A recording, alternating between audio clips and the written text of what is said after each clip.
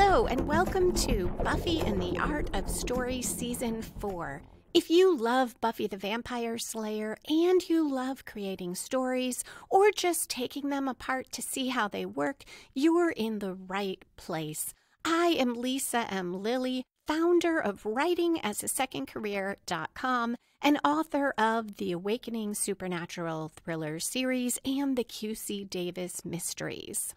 Today we are talking about Season 4, Episode 3, The Harsh Light of Day, where Buffy really falls for a new guy and an old enemy returns to Sunnydale. In particular, I'll cover connecting vastly different scenes through dialogue and images, themes of connection and distance, strong plot turns in both the main plot and subplot, but some question as to which are which, details that evoke Buffy's past but don't overload the audience, and Buffy's frame of reference for romance.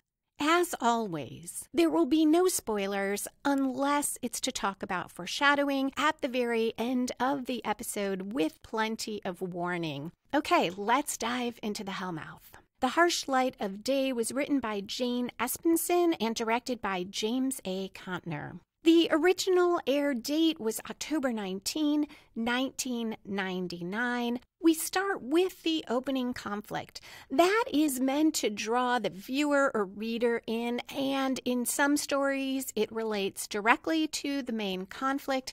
In others, it's a minor or unrelated conflict that brings us into the characters' stories. Here, it does relate to the main emotional conflict, and another early scene will set off the action or vampire plot. Buffy and Willow at the Bronze watch Oz's band play.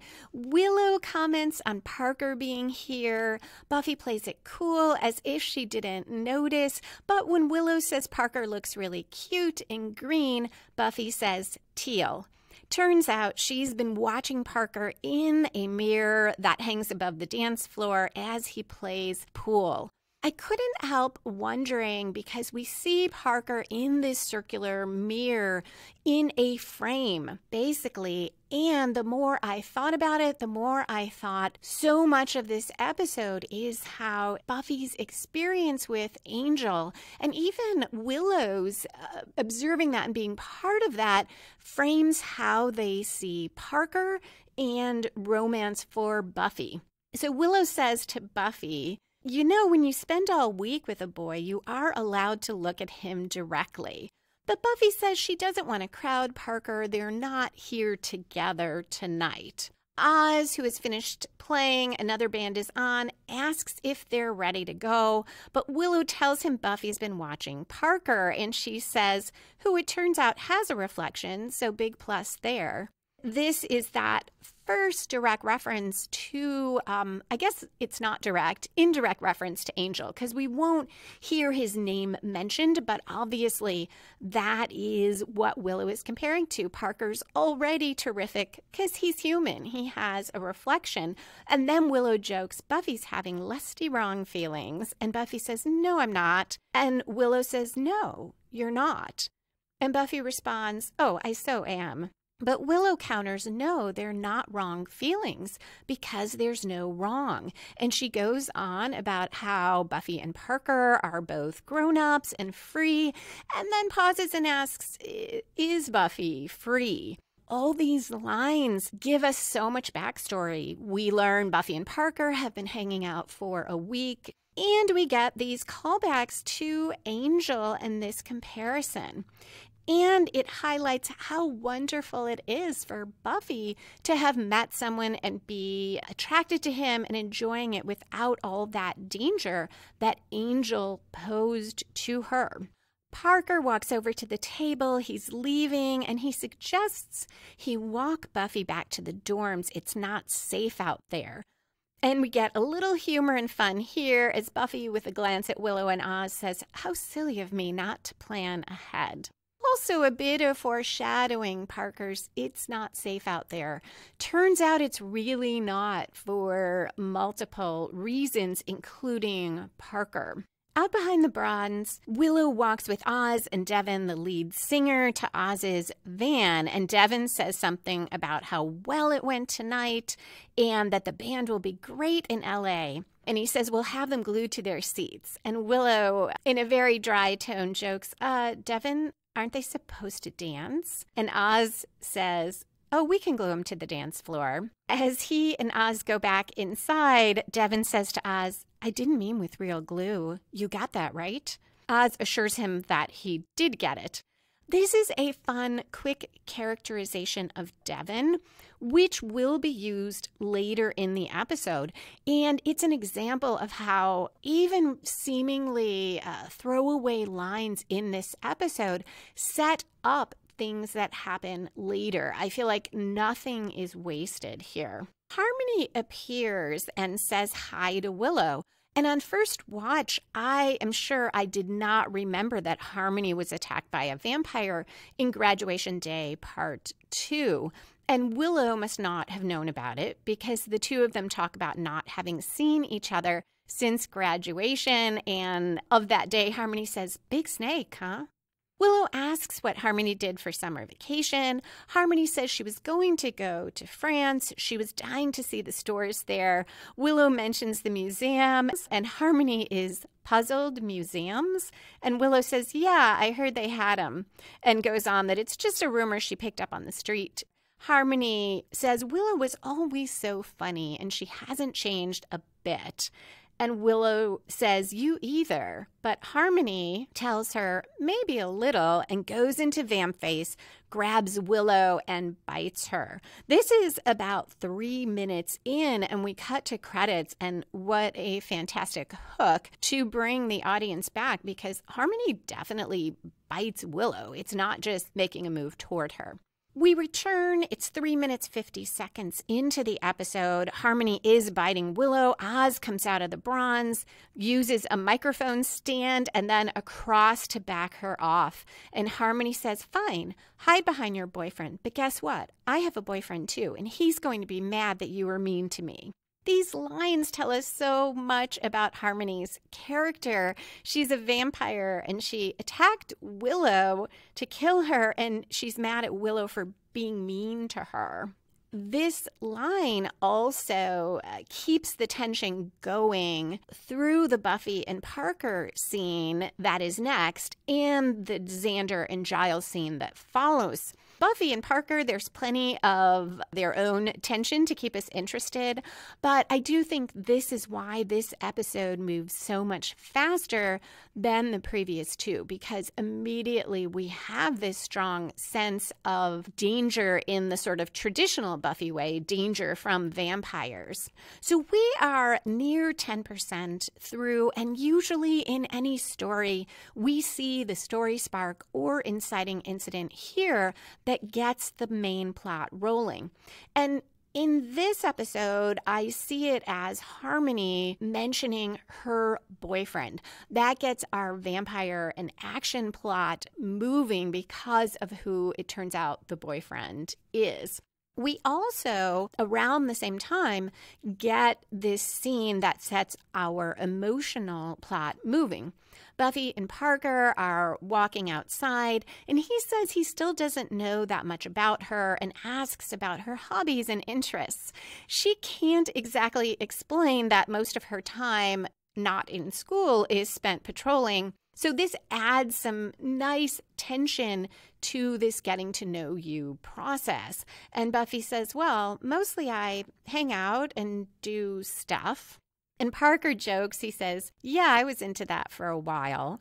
And this joke makes me like him because he doesn't pry and he doesn't say anything that suggests that Buffy is dull or she ought to say something more specific. At 4 minutes, 32 seconds in, which is almost exactly 10% through, Parker notices the scar on Buffy's neck. And I think it's no accident that this is at the 10% mark. And it does two things.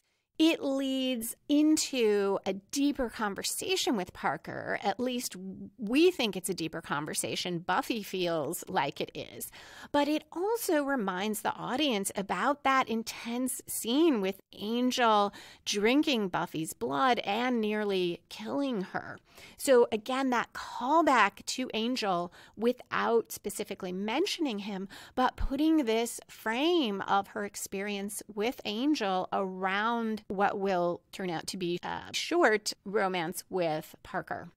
Buffy tells him it was an angry puppy that attacked, which I see as a reference to The Wish, where in the alternate universe, Angel was called the puppy, even though Buffy doesn't know anything about that. Buffy jokes about will she get to see Parker's scars. He says they're all emotional, and he tells her about his dad dying last year. Buffy feels really bad. She apologizes for being kind of making light of emotional scars, but Parker says it's fine. He's dealt with it, but he doesn't put things off anymore. And he says, and I'm not doing the deep get sympathy thing. Don't you just hate guys who are like dark and brooding, so give me love? And Buffy claims she doesn't think she knows that type.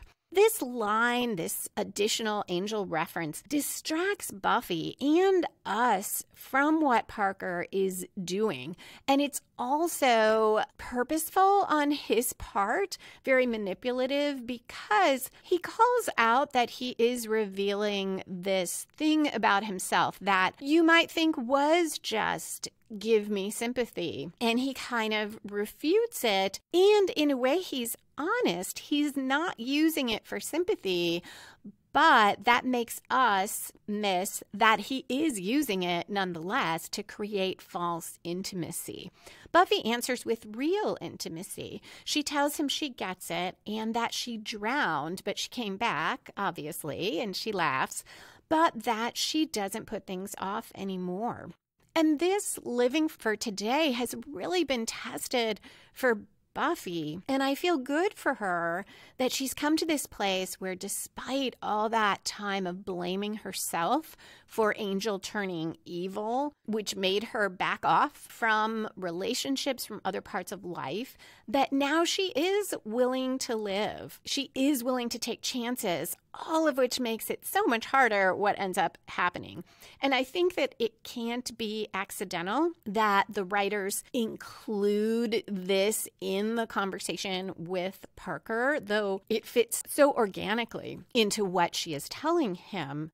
And he listens to her, and he's really listening. He's not interrupting her. He's not hurrying her along.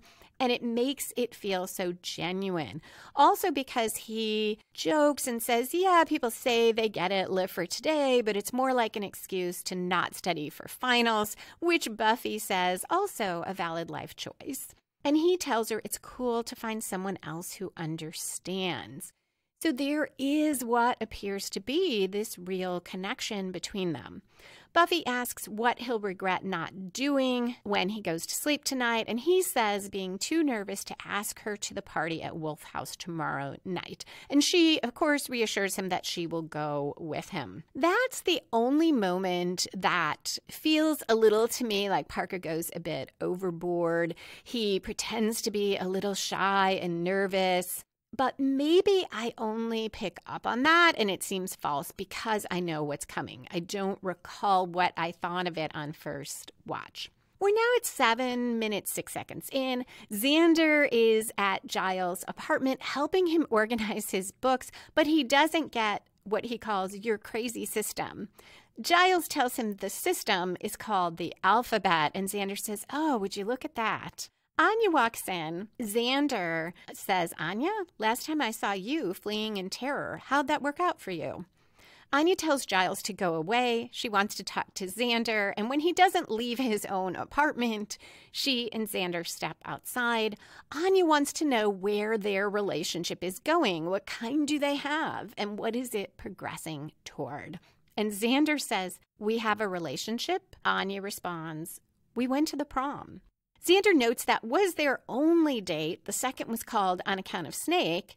Also, she's an ex-man killing demon, which he admits is as much his issue as hers. But Anya says she can't stop thinking about him, and sometimes he's all naked in her dreams. Xander jokes that he has that dream too, but usually he's in the checkout lane at Walmart. Anya wants to assume a standing date for Friday night and all sorts of other things, and he tells her a relationship has to develop on its own. But when she asks him how, he doesn't know. He says it just happens. So very quick conversation that fills us in on so much about Anya, Xander, last year, all through conflict between them. At around 9 minutes in, Parker and Buffy reach her dorm room, but there's no chance for him to come in because Willow and Oz rush around the corner, and Willow has a cloth to her neck and says she saw Harmony. Willow says she's back from her summer vacation and she's a little different. When Buffy says different, they tell her Harmony is paler. And Buffy says paler and turns to Parker and says angry puppy and rushes him away. Inside the dorm room, they get Willow bandaged, and Buffy says Harmony's a vampire. She must be dying without her reflection. She also asks about this boyfriend. Willow says, maybe there isn't even one, that Harmony always lied about stuff like that. You wouldn't know him. He goes to another school. Oz tells them Devin dated Harmony for a while, but she was too flaky even for him. Marvel at the concept.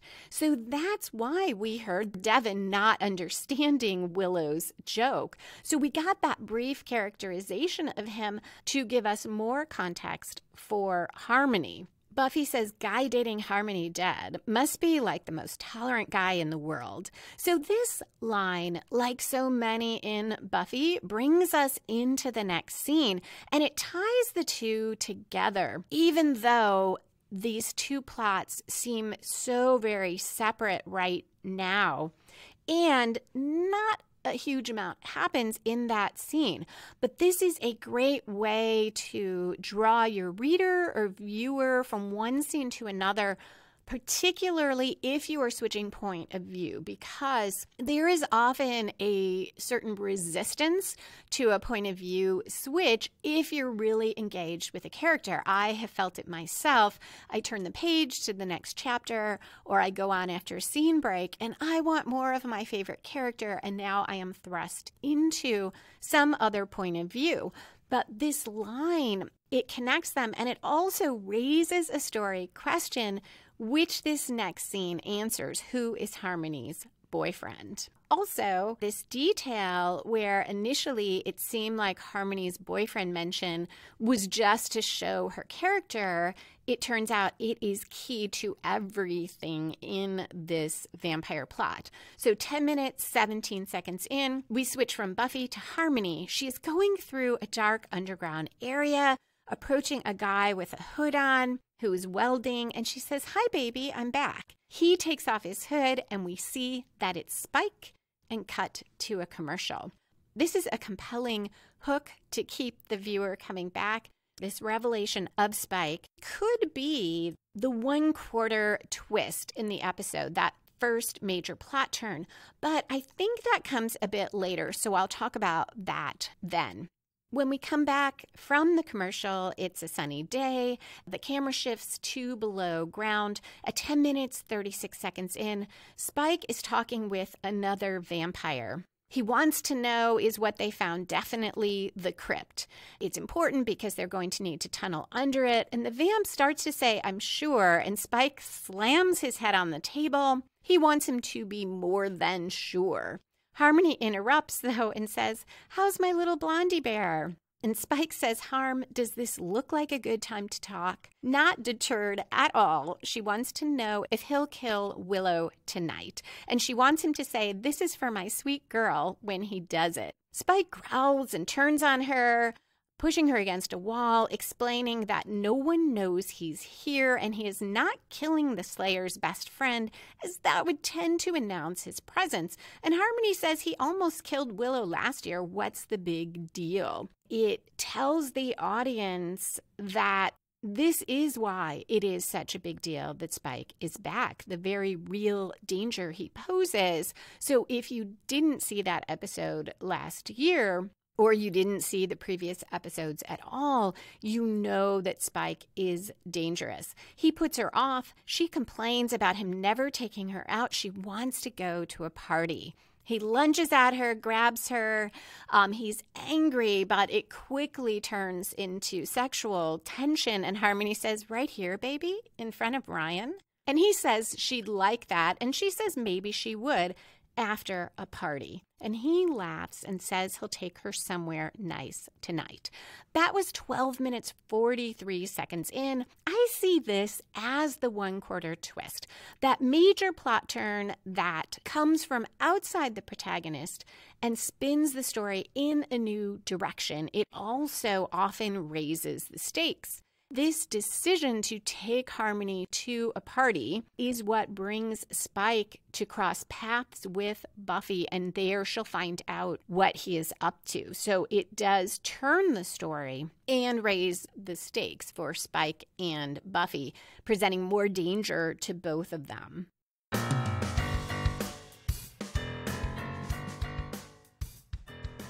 If you are finding this podcast helpful and you want to learn more about story structure or are looking for information about writing or publishing, you can check out the articles on writingasasecondcareer.com. You can also find free story structure worksheets there or through the link in the show notes.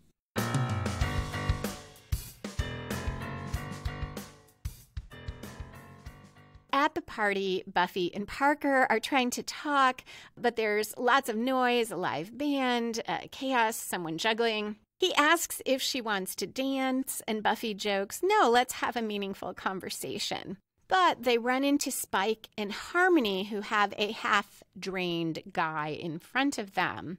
Buffy says, Spike, and she laughs a little, and Harmony says, Buffy, hi. What a cute outfit last year. I find it so funny that vampires apparently really like to make fun of Buffy's clothes. Parker observes it looks like their friend started the party a little too early, and Spike says, say, let's have a look at the new boy. And he goes on, I like him. He's got, what's the word? Vulnerability.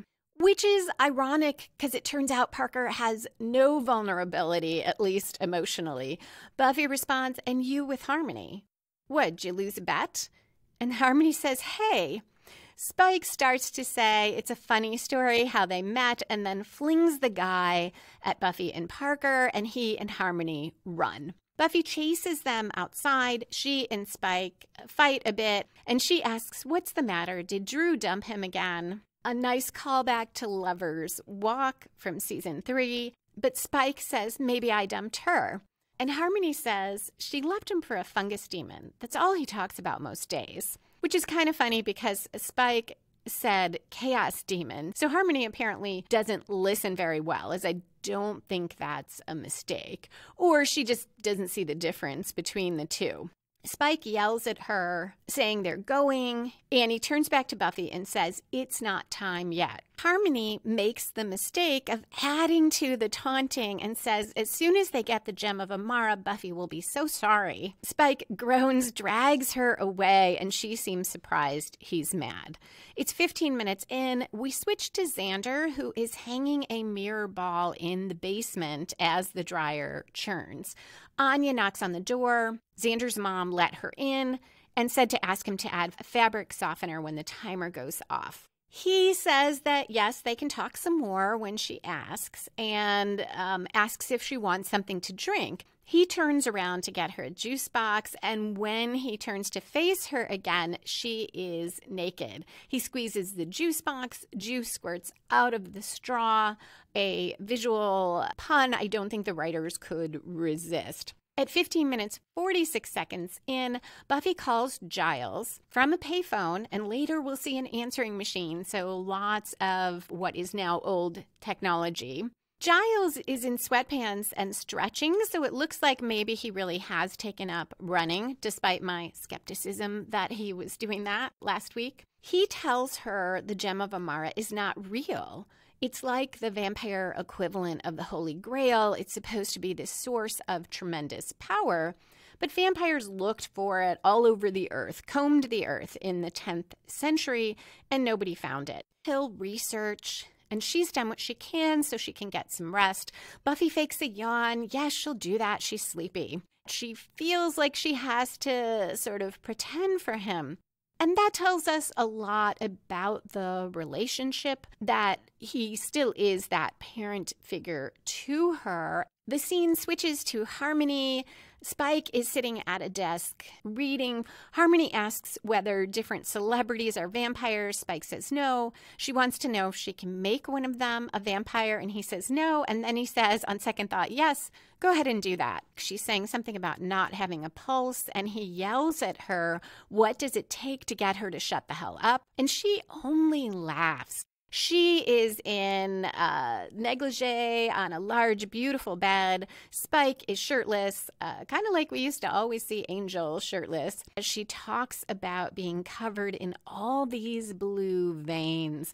And he finally joins her in bed. Plenty of chemistry there, despite that clearly they don't get along. And we switch back to our other couple, one of our other couples. It's 18 minutes, 27 seconds in, as Xander looks on stunned while Anya finishes what we can tell has been a short discourse about what she thinks is a workable plan. Two people have sexual intercourse. That allows them to get on with their lives, and she thinks it's the secret to getting Xander off of her mind. He says they hardly know each other, though he admires her directness, but, quote, and I'm actually turning into a woman as I say this, unquote. Sex is about expressing something and accepting consequences. Anya volunteers that she has condoms, which he says is very considerate. And Anya goes on, and frankly, it's ludicrous to have these interlocking bodies and not interlock.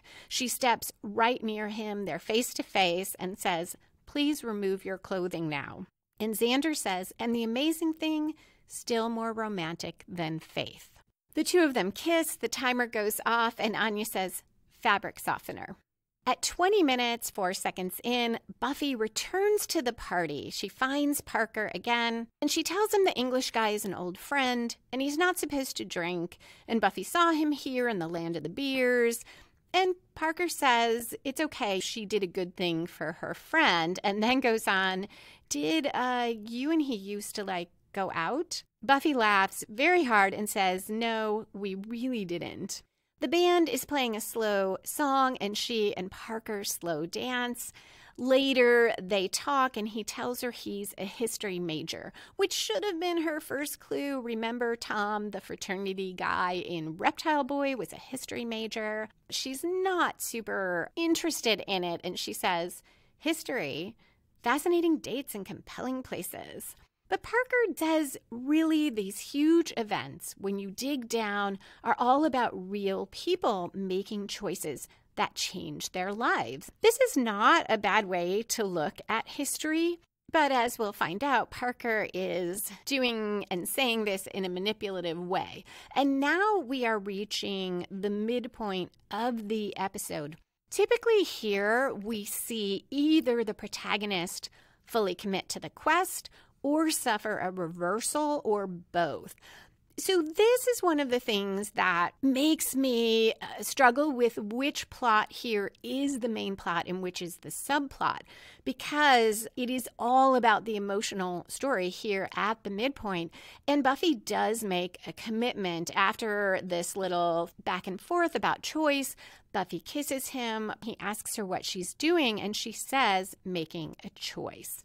So Buffy is throwing caution to the wind and going all in on this, whatever you want to call it, romance adventure with Parker. And she is so happy in this entire scene. I feel happy for her when I watch it, despite knowing what's coming. And it's so unlike in season 3 with Scott Hope, who, yes, she liked, but she wasn't able to let go of Angel, and she had such mixed feelings the entire time. She's so withdrawn and afraid of making bad choices and raining down destruction on all her friends. So as an audience, we are happy for her that she is happy.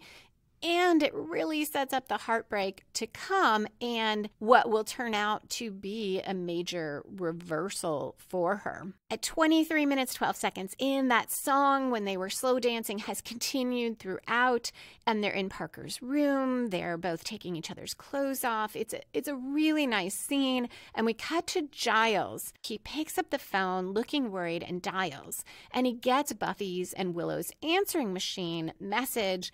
Giles tells Buffy to call him. He needs to talk to her right away. The fact that there is no midpoint commitment or reversal that I can see in the vampire plot, it doesn't feel like that much is happening in it. And in fact, not that much is happening in it. Spike is just continuing to try to find that crypt with the gem in it.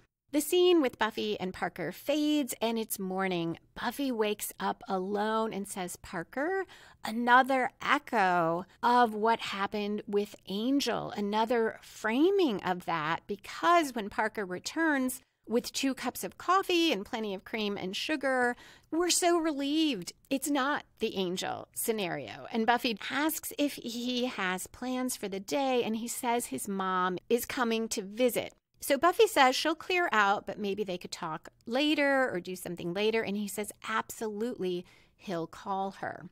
He even asks for a kiss before she goes, seeming kind of sweet. And we cut on that. They're seeming very connected face to face. We switch to the next scene, 26 minutes, 6 seconds in, and we have a contrast, but the same theme of intimacy and post-sexual intimacy. Xander and Anya sit on the edge of his pull-out bed, but they are angled away from each other, almost back to back, getting dressed. And Anya says, "So, I'm over you now." And Xander says, "Okay." Anya is clearly angry, and she says, "Okay." And Xander says, "Yeah." She huffs and leaves. Now this theme and imagery continues and connects to the next scene, the third couple. And they are in a way in between. We had Parker and Buffy in what we think is connection and intimacy face to face.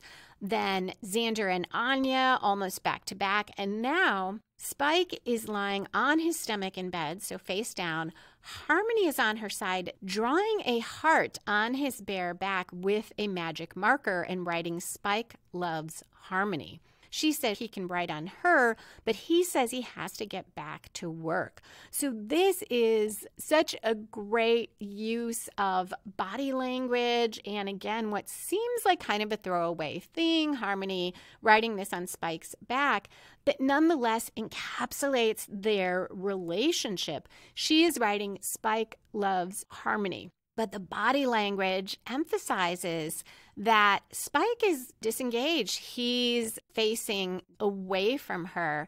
She is leaning towards him. She wants it to be Spike loves Harmony, but he doesn't want to write on her. What a wonderful way to emphasize that, and also to contrast these 3 couples and tie their stories together. Harmony says, "You love that tunnel more than me." Spike says, "I love syphilis more than you."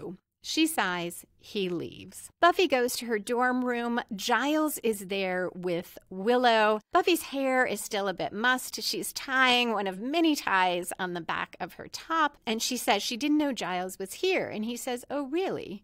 Which has to be a reference to that message he left her. I never noticed that before, but it must be why we specifically saw him saying, "Buffy, if you're there, call me back. I need to talk to you." Everything in this episode is just used so well. I feel like nothing is there for only one purpose. Behind Giles' back, Willow is miming questions about Parker. It reminds me of season 1, Teacher's Pet, in the science lab when Willow is miming answers to Buffy. Buffy tells Giles she was studying at the library all Saturday night. Giles looks skeptical, and Buffy says, "You know what? I'm an adult, and it's none of your business where I was." And Giles responds, "I'm sincerely relieved to hear it." He tells her the gem might be real and in Sunnydale after all, and Giles will try to locate the crypt. Buffy will try to track down Spike before he gets to it. And I can't recall exactly when Giles tells Buffy that the gem makes the wearer invulnerable, but we do learn that somewhere around here. So clearly very dangerous. After Giles leaves, though, Willow wants details about Parker, and Buffy says it was wonderful, and he's going to call later. Willow says, "Don't you love this part? When it's all new and everything's a discovery." And Buffy says, "I don't know. I guess I do." And she seems happy still. That line, "everything's a discovery," ties into the next scene, which is so different. At 28 minutes, 35 seconds in, Spike and the other vampires are exclaiming, "It's here, they knew it." It looks like they found the crypt. Everything is a discovery. Also, that reference is accurate about Parker. It's just not the way Willow means the discovery Buffy will make. Spike tells everyone they have to stay underground until they find the gem, including Harmony. She's mad. He said he'd take her to France, and now she can't even leave. He calls her a stupid bint, tells her the gem is everything. It's why he came back to Sunnydale, but he tells her, don't worry, when he has the gem, they'll all die. In the meantime, he throws her against the wall and says he doesn't want to hear any more about sodding France. And unlike the first time he did that in the episode, where yes, he was irritated, but it quickly turned into this chemistry between them, here it feels like there's nothing there but his anger, and she is so angry and disappointed in response. We can see this very real conflict between them, which grows out of their characters. She really wants to spend time with Spike. She wants to have fun. And he is making it clear that does not matter to him. And on another level, he tells her he does not love her. And he did love Drusilla. Harmony says, "I don't know why I let you be so mean to me." And Spike says, "Love hurts, baby," and walks off.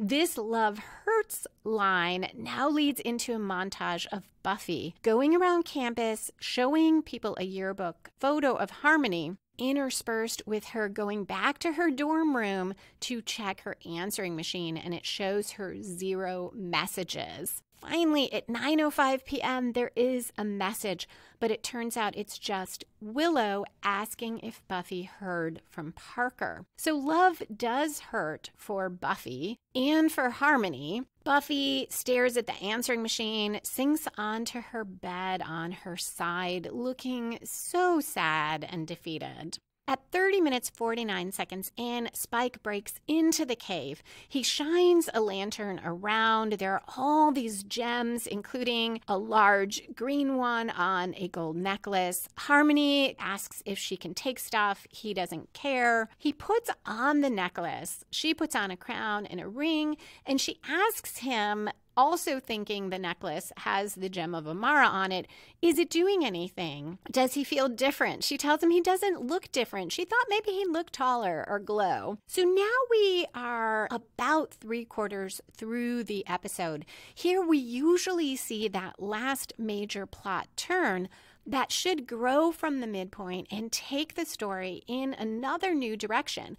And this plot turn does that. It also raises the stakes. However, I don't see any way that it grows from a midpoint because we didn't really have one in the vampire plot. And in fact, this feels more like the midpoint because Spike, who is our antagonist, will in a moment commit to the quest. So at 32 minutes, 20 seconds in, Spike burns his hand on a cross. And so he knows it's not a gem. It's not the gem of Amara. So he has this reversal. And then Harmony says that's too bad and rattles on about how, well, maybe that gem is worth money and they could go to France. And she always wanted to go to France. And Spike is so angry and frustrated and aggravated. He grabs a piece of wood and stakes her with it, committing to a quest in a way, committing to this is it. He's had it.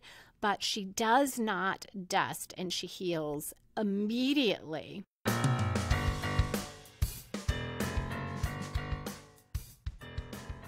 if you are enjoying the podcast, please help it reach more listeners by telling a friend who loves Buffy about the show, by posting on social media, or by leaving a review wherever you like to listen to podcasts. You can also help by becoming a patron. Follow the link in the show notes or go to Lisa Lilly, that's LILLY.com/Patreon.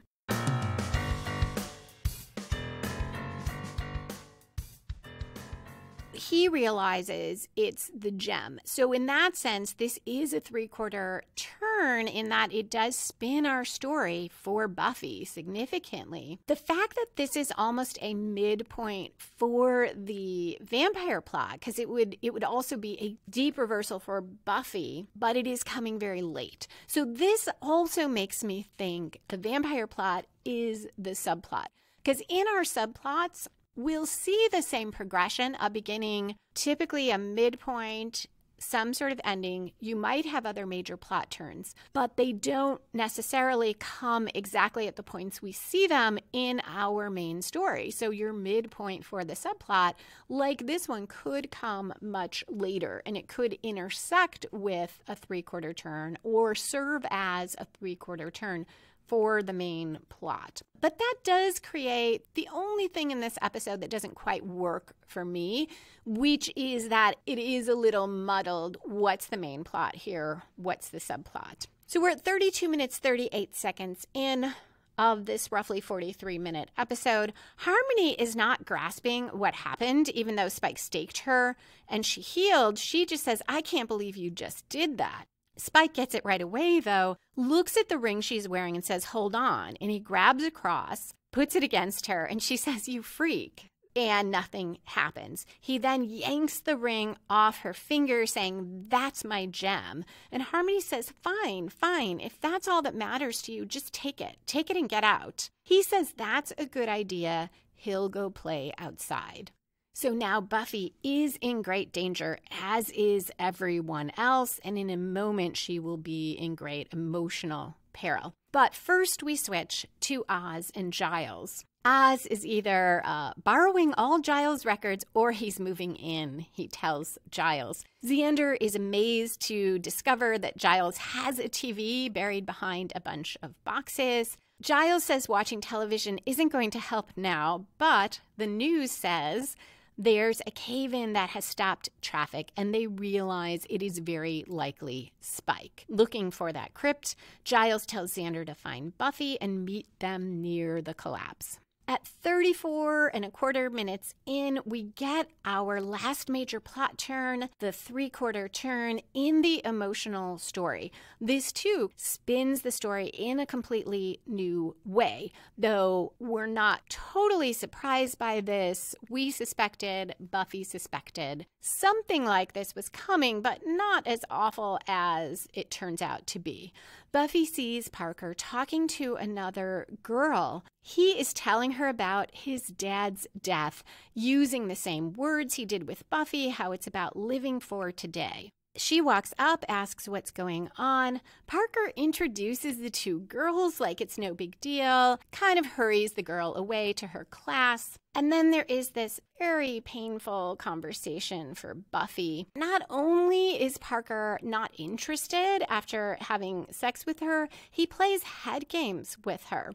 Buffy says he didn't call her. Parker acts like it's nothing and says it's only been a couple days and says, "Did you need to talk to me about something?" At least if he had said something like he was busy and clearly brushed her off or wasn't interested, she would know right away where it was at, or more so, she would know, oh, this guy's a jerk. He was playing me. He never meant any of that. Closeness, I thought, was there. But because he acts like he's puzzled, oh, hey, everything's fine.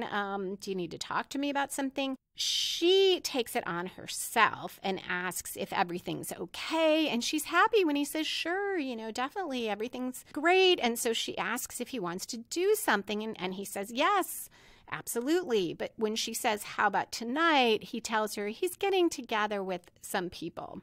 Buffy asks if she did something wrong, and he says, of course not. and then pretends like they were always on the same page, saying, "It was fun. Didn't you have fun?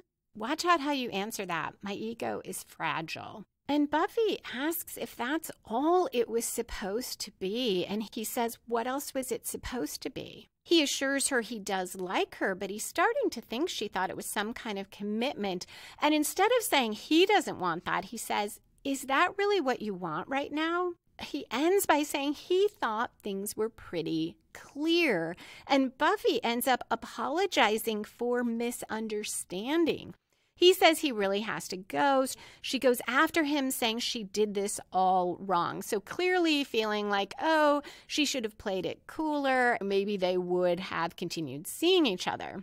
He is so good at this that on first watch, I feel like I forgot about those quick dialogue lines in the beginning that told us that they had been hanging out for a week, moderately incessantly, as Buffy says, and was thinking it was more of a hooking up at the party kind of thing, the way that Parker is treating it. Buffy is completely blindsided, and then she is literally blindsided by Spike, who walks over and says, well, that was pathetic, and slugs her, and we cut to a commercial.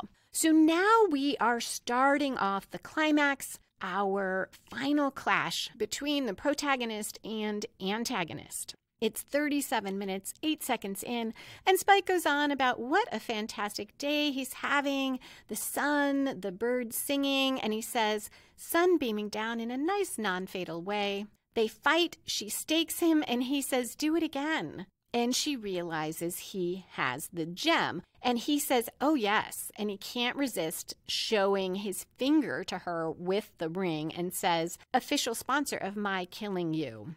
We leave the audience hanging, switch to Willow, Giles, and Oz, who have gotten into the crypt, and they find Harmony, who is crouched on the floor crying. And she says, being a vampire sucks. But she goes into vamp face and lunges for them. We cut to Xander banging on Buffy's dorm room door. So now we've got two cliffhangers there, Spike and Buffy, Harmony, and the others. Xander gets no answer. He's about to head down the hall to look for her, but Anya comes around the corner. And now the Anya-Xander subplot will reach its own resolution, at least for this episode. Anya wants to talk to Xander about what happened and how she said she was over him. And she's clearly about to say that she really wasn't. But he says, Anya, I don't have time. And he takes off to find Buffy. It's another example of genuine and real conflict. Anya has claimed she was over Xander. Maybe he should have picked up on that she didn't really mean it, but she's probably thought about it and thinks that he probably didn't get it, especially because Anya's always so direct. So she wants to talk more. She's going to tell him how she feels. And Xander, I at least read it that it's not that he is not willing to talk about that. He really does feel the urgency to go find Buffy because they're pretty sure Spike has this gem of Amara.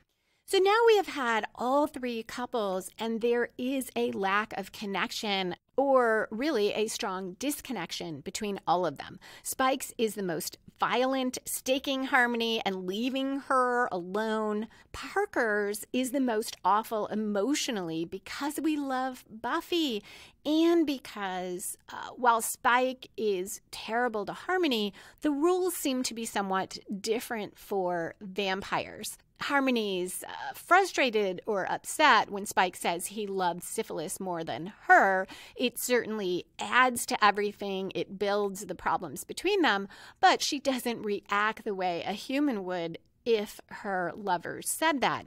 And this is another way of framing Buffy's frame of reference of vampires. Think of all the horrible things Angelus did. She is coming from that and trying to move into the realm of human relationships. And then we have Xander and Anya, which is not a purposeful disconnection on Xander's part.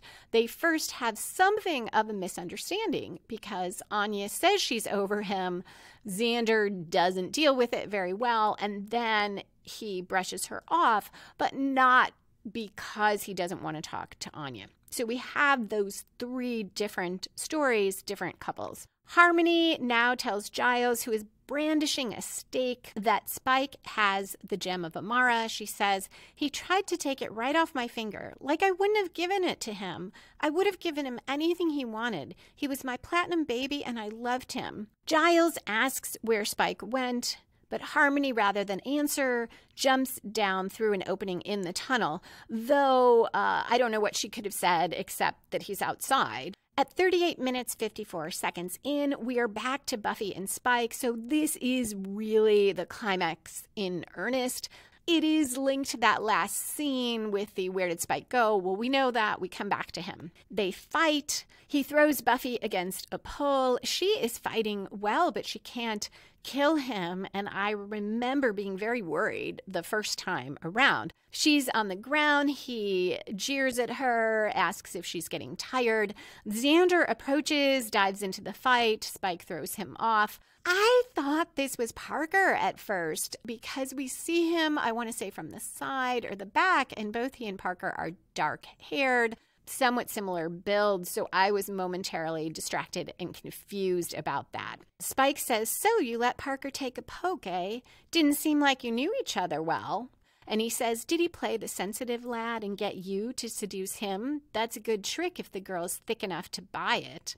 He continues fighting, and he asks her what she did wrong. Was she too strong? Did she bruise the boy? And then he says, whatever, guess you're not worth a second go. Come to think of it, someone told me as much. Who was that? Oh, yeah, Angel. But this has the opposite effect Spike wants. It shifts the momentum because Buffy is so angry.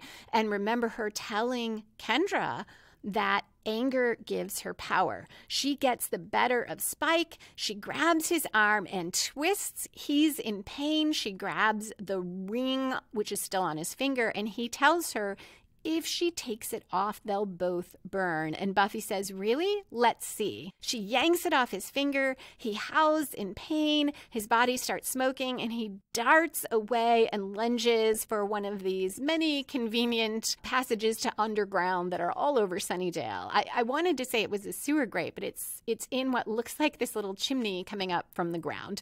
But whatever it is, Spike makes his escape, and Buffy has prevailed.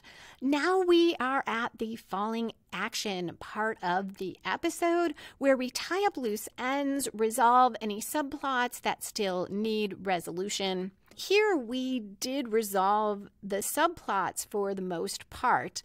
Spike and Harmony seem pretty clearly separated now. Anya and Xander had their last conversation, but we do have loose ends.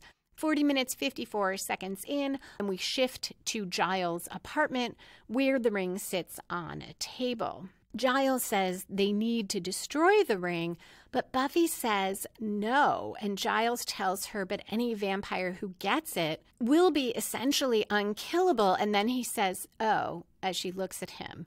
And Oz says his band will be in LA and they can drop it off.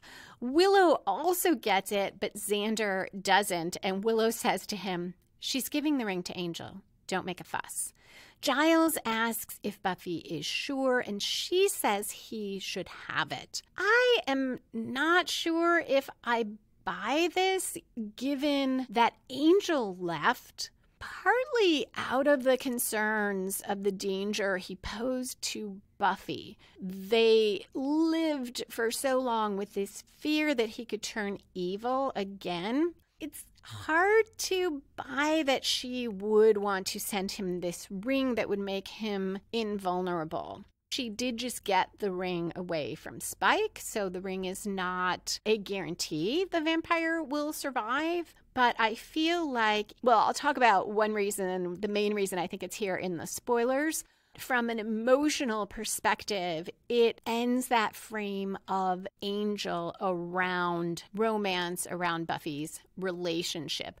Despite everything, Buffy still trusts Angel enough that she wants him to have this and him to decide what to do with it. We switch to Buffy and Willow walking at night. Buffy is wondering if this always happens. Sleep with a guy and he goes all evil. Willow tells her so maybe she made a mistake. It's okay. And Buffy wistfully says that Parker said that it's okay to make mistakes, and it was sweet. And Willow tells her it wasn't sweet. He said it so Buffy would take a chance and sleep with him, and he's a poophead. Buffy agrees that Parker is manipulative and shallow, but says, and why doesn't he want me? Am I repulsive? I mean, if there was something repulsive about me, you'd tell me, right? And Willow responds, I'm your friend. I would call you repulsive in a second, which I love. Buffy is clinging to those happy feelings, that closeness. And while she had closeness with Angel, it was never unequivocally happy the way she briefly felt with Parker. And she can't quite internalize that it was all fake. They never truly connected. Buffy asks Willow, does Willow think she and Parker could still work it out? And Willow responds, I think you're missing something about the poophead principle. Buffy looks down, then tells Willow to go on ahead. She wants to take a walk. We have sad music. Buffy walks alone, and we shift to Anya, also walking by herself, looking despondent, and then to Harmony walking alone, still teary.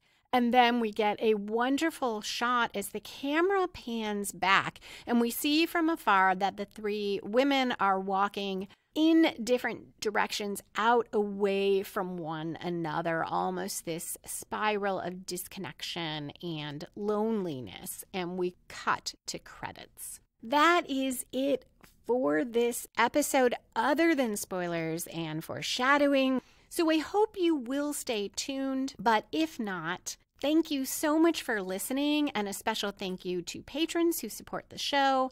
I hope you will all come back next Monday for Fear Itself, a Halloween episode about a frat party in a fake haunted house. Or is it fake?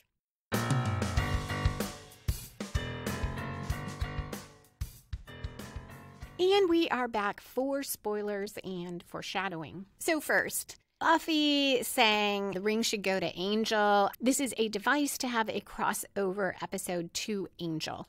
Oz will bring the ring. Spike will also go to LA. I am not going to break down that episode because I don't think there's anything we need in it for continuity.